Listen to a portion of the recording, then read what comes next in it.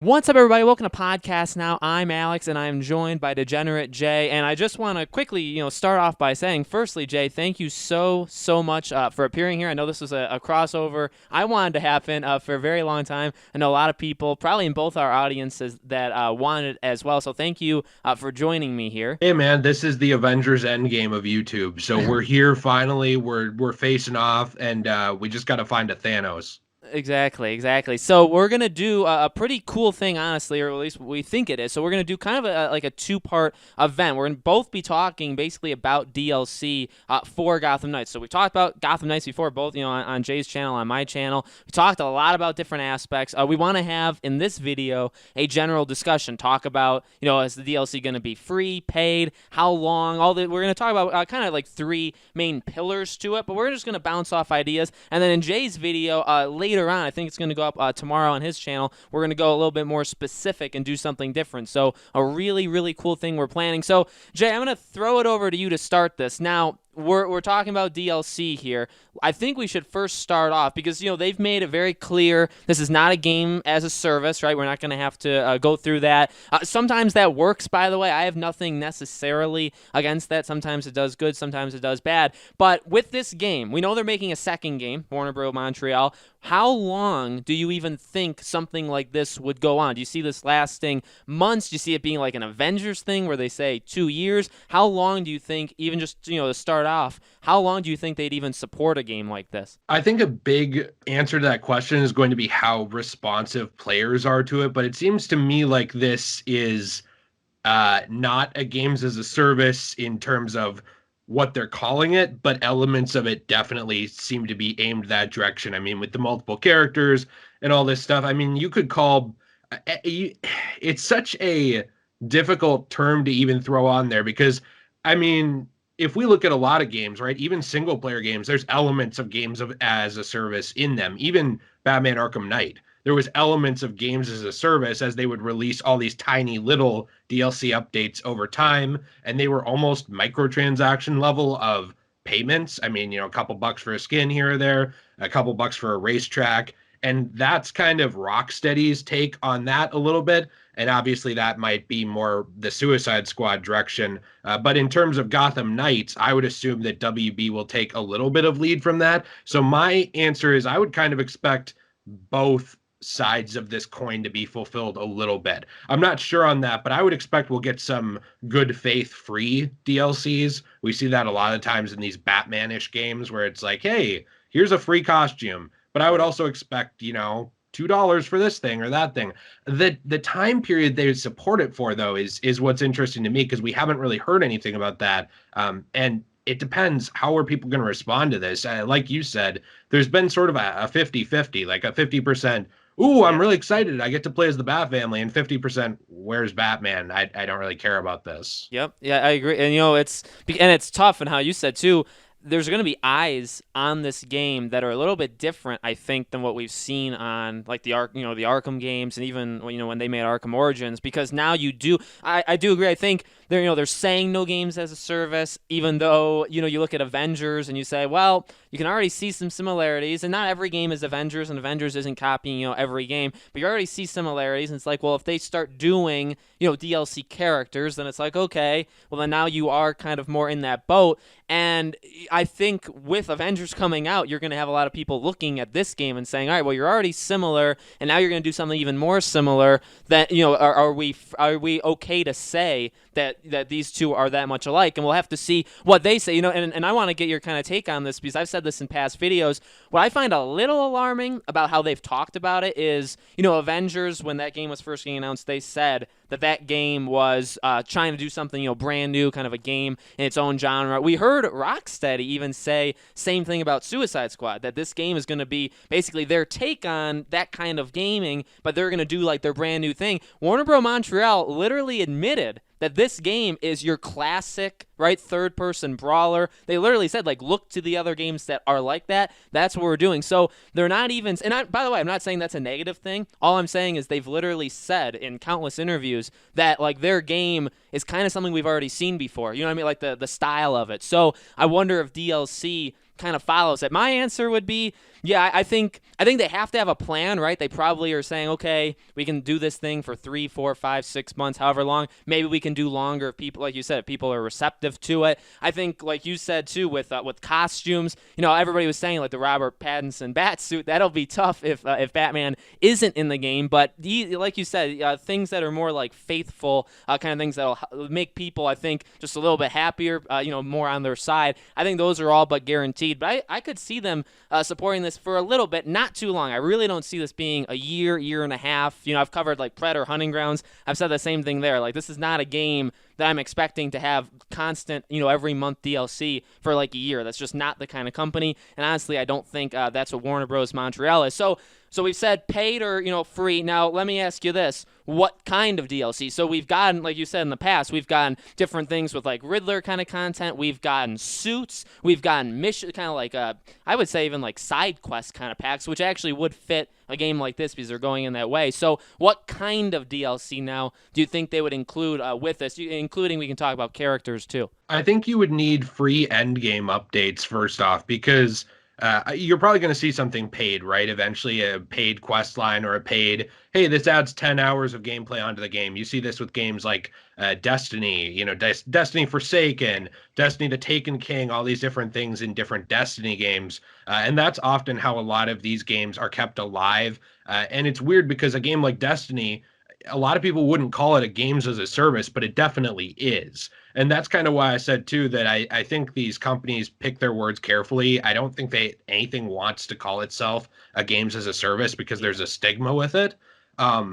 It's almost like how if I was selling a character and it was $2, I wouldn't call it a microtransaction because you'd immediately be like, ugh. I would call it a paid DLC update or something like that. I think these words are chosen very carefully, and I think that what we could see is more end game content to drag out or extend the playtime. We already saw that there's at least 12 hours of progression for each character. And now that probably doesn't mean 12 hours of missions specific to them because you can pick your character, but Right. it seems like this is going for long playtime. Is that something you'd expect? Is like more missions to add to that after the fact? Yeah, because like, so you look at open world games. There's a Ghost of Tsushima is a good example that came out this past summer, and I think universally I loved it. I think it's a fantastic, one of my favorite games this year. One of the criticisms is when you're done with it, you're done. It's definitely not a game that pushes the open world genre where it constantly there's stuff to do like a Witcher or a Red Dead. Those games do it really well. Gotham Knights, though, like you said, I think that very much depends on how filled the game is. And like you said, we heard, Patrick Redding saying in the background, like, hey, this is 12 hours in. But like you said, they did 12 hours of missions? They were fighting thugs for 12 hours? Like, how long is this game? And when you're done with this game, is there going to be more stuff to do? I think, and like what we're going to talk about even on your channel and even just a little bit on here, having characters, right? You can have an entire kind of, DLC segment. And like like the way they're kind of wording it with these quests, main quests, there's different, what do they call them, like villain crimes, all these different, wordings of them could very easily, they could even do, and I just thought of this now, they could even do villain DLC stuff, which we haven't really seen all that much. And like I said, that just popped up in my head. But, say there's 15, 20 villains, and maybe that's a little bit too much. People say, oh, where's this villain? Where's that villain? Well, maybe they can give you entire, side quest on that. So I think that would be a kind of an interesting thing. Well, yeah, and to throw that in there too, obviously this is WB Montreal, but WB Montreal does watch what Rocksteady does that works. And what's the one piece of DLC that everybody thinks worked really well from Arkham Knight, which is the last big game that was released by WB in the DC sphere, at least in terms of this type of game. It was Season of Infamy. It was something that added on to the open world after the fact, and also when you went back into the game with Season of Infamy, maybe now you'd go do the Killer Croc mission in the middle of the game, and it would extend that gameplay. That's the kind of stuff I would expect to see here. Like you said, villain stories you could certainly add in, maybe some Bat Family characters. I think with all this stuff, you just need to find a way to work it in very specifically. And that's something we will talk about on my channel too, because we are going to talk about some of that DLC stuff. But just to throw out an example, and I'm trying to come up with someone we didn't use in the video we're talking about on mine. If they made Harley Quinn playable, because that's an example, and that's something you and I talked about. if they made Harley Quinn playable and they said, like, actually, this is a reformed Harley, kind of similar to Injustice. She's actually a tag along member of the Bat family and she's been somewhat reformed. How do you then work that into the whole story? Are you going to add in enough dialogue in every single scene where she's talking to people as you play through the main game? Or is it that she's only playable in the end game content so you don't have to go back and rework the entire voice casting in a way? That's kind of the stuff that you get into that's complicated with some of these things that I think Endgame is easier than that, but obviously if you can see incorporations of DLC into the whole experience, I think that makes players really feel more like the world is alive. Something like Dark Souls. Dark Souls 2, I know it's usually lauded as a bad example, but they were able to work their DLC into base parts of the game where it's like, hey, you're running through the Iron Keep, and look, there's a place to access one of the DLC entire new worlds right there. You could just stumble across it right in the main game. I think that kind of stuff really makes players feel like they're getting their money's worth and more of an experience. But like you said, there's different ways to go about this. None of them's really wrong as long as they connect with the player. Right. It's going to be an interesting thing because there are split opinions on this game, and when it comes out, there's going to be that whole initial thing of people either just flat out not giving it a chance, which again, as we said, you have every right to think what you want. So if you don't want to give it a chance, if you want to give it a chance, and then it turns out to be garbage, we'll have to see how much they're willing to support a game like this. If it's a game that these things kind of go fluidly with, I think it is like Avengers. Even this is a good game for something like this. Like they got the questing system, which they kind of had in Arkham Knight. So you have the quests, you got the characters. They've already talked about very non-committed to the fact that there's only 4 of them, right? In all those interviews, they say, well, there's 4 for right now. Where it's like, okay, well, obviously there's going to be more than 4. So there's I think a lot of opportunity for DLC here. Just gotta see how the base game gets, kind of how people feel about it. Yeah, and it's hard to say too. I mean, not to make the discussion too much about that as well, but that's a good point because it's something too where some people are really defensive of this game already, and some people are really against it. And I feel like I'm a little more defensive of it than some people, but not ridiculously. And I think that that's just because we've only seen a little bit, and like you and I have talked about, privately. I mean, it's an intriguing idea. It's more just like for me. I love these characters. I want this to be good, but I'm not so blinded by that if it comes out and it's bad, I'm going to love it or something. I just hope that WB is putting the effort into this and into the future of this game as well for people who are undecided, because I think they need to. I think they need to prove that they can do that. And I think that this is a good way to do it.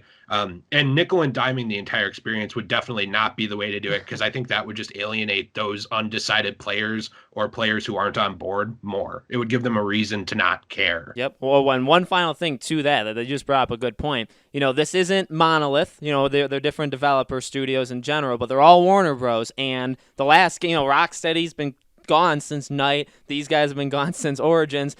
Shadow of War was the last one that's kind of like this, and that game was ridiculed, big time because of the microtransactions. So hopefully they've taken stuff there, but you also have to think, sometimes the stuff with the higher ups, the AT&T selling stuff, that does sometimes make its way in. We've heard numerous times it happens with EA a lot, where sometimes those kind of discussions make their way in, where they say, hey, you've got to include some sort of paid system like this in your game, and they're forced to. So we haven't seen that yet from Warner Bros., but they haven't been in. This is actually going to be the first game where they're in that situation. Yeah, and I sometimes wonder if that's a little bit what happened with Shadow of War, because that's a good point. But obviously, we haven't heard a lot about that, so I don't know. I kind of have my assumptions that that's perhaps a little bit what happened, because if you go back and play that game now, they removed all of that stuff for the most part in terms of the paid aspects. But one thing nobody really pointed out is they removed it so far later that I highly doubt anyone was paying for it anymore.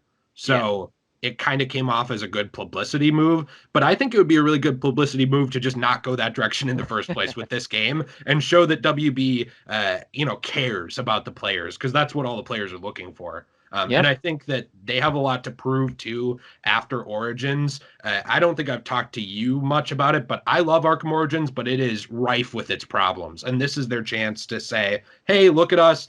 We can make something on our own that stands on its own. We can add to this after the fact, make it alive. and make it a player experience that you're going to love. Absolutely, absolutely. There's a lot of side topics that come off of this main one. So, yeah. So to end this off, I do want to say I'm gonna put it in a pinned comment below. But make sure you guys are subscribing or following Degenerate J. Again, Twitter, YouTube, all that stuff. He's got the Let's Play channel. He does such a I truly do mean this. He does such a phenomenal job. I've watched him since he was under 1,000. You guys have known. I've even said in live streams like I've wanted to get him on for a long time. So I'm really really happy we were able to do this. Again, there's going to be a video tomorrow on his channel. I'll be on that. So, we'll make sure we support him as well. But thank you again, Jay, so much for being on this video. Hey, thank you, man. Thanks for having me. I've had a really fun time, and hopefully, this I didn't sidetrack us too much. And also, guys, let us know, if you want to see this again, different kind of topics for either of us to do or to do together, all that kind of stuff. Definitely let us know in the comments. Again, make sure you're subscribed to him. Make sure you're subscribed here, and we will see you all on the next video.